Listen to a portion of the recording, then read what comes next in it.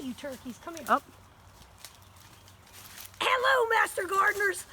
I'm in a yard of one of our master gardeners, and I'm in here with an entertaining little crew over here. Hello, how is everybody? So these goats are here for a special purpose. They're here for weed control.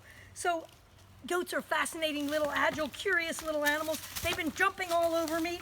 I'm sure they'll be butting me in a minute for this nice little video. But they brought them in on this particular property to do weed control.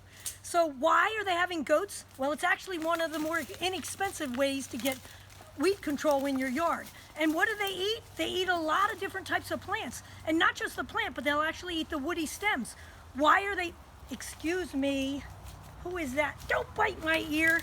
Why are they here? There's a watershed down next to us, which is a little bit more sensitive area.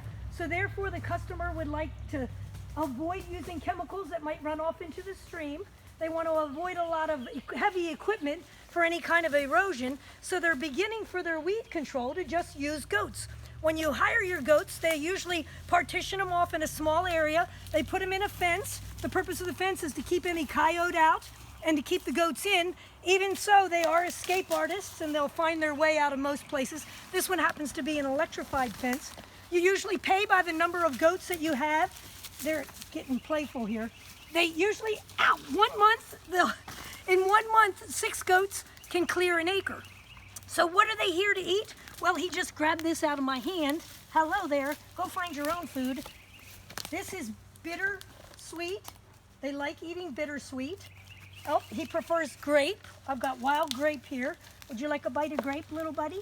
Have some grape. So they got grapes. They've got some blackberries. I've got some wineberries inside of here. And they're even eating multiflora rose. This is not the invasive one, but it is a rose. Check that out. Didn't faze him one bit to eat those thorns. So they'll eat about anything. Interesting thing about goats, this is probably a La Mancha goat. I would assume both males and females have these horns. Did you know the difference between a horn and an antler is an antler is shed every year, whereas a horn is a permanent structure that's kept on their head? And I believe these guys have hollow ones. You can see he looks earless. He's kind of referred to as a earless goat, even though he really does have ears. And what I found out, an interesting fact today, is they have bottom incisor teeth and they have molars for chewing on the bottom, but on the top of their mouth, they just have a dental plate. And that dental plate allows them to grip and tear foliage a lot better. You wouldn't believe how beautifully they've done already in the first partition that they cleared for the first 3 days. And they eat all the foliage off the vines. So you might ask, well, is it really killing the plants? No, only if it's going to be heavily grazed. If you're hiring goats, you have to hire them in the spring and the midsummer for weed control. So timing is critical. And they're not really killing everything as much as they're grazing everything down. And then as we get into the summer season, the stress of it being in a drought region, they may die down. Some of your foliage will probably die back. But you're going to have to follow up with another program for permanent removal and control. But at least this knocks down. You usually want taller goats to do your grazing because as you can see, they'll climb the trees. Who wants to climb the tree for me? Come on. Come here, little buddy. Hey, yo, dude. Anybody want to climb the tree? Come here, show them how you like to jump up in the trees. Who wants to jump up and get my, you wanted it before. Come here, get up here in the tree. Anybody? So goats are so much fun to play with. Oh, look, everybody gets a bite now. Everybody gets a bite of the carrots.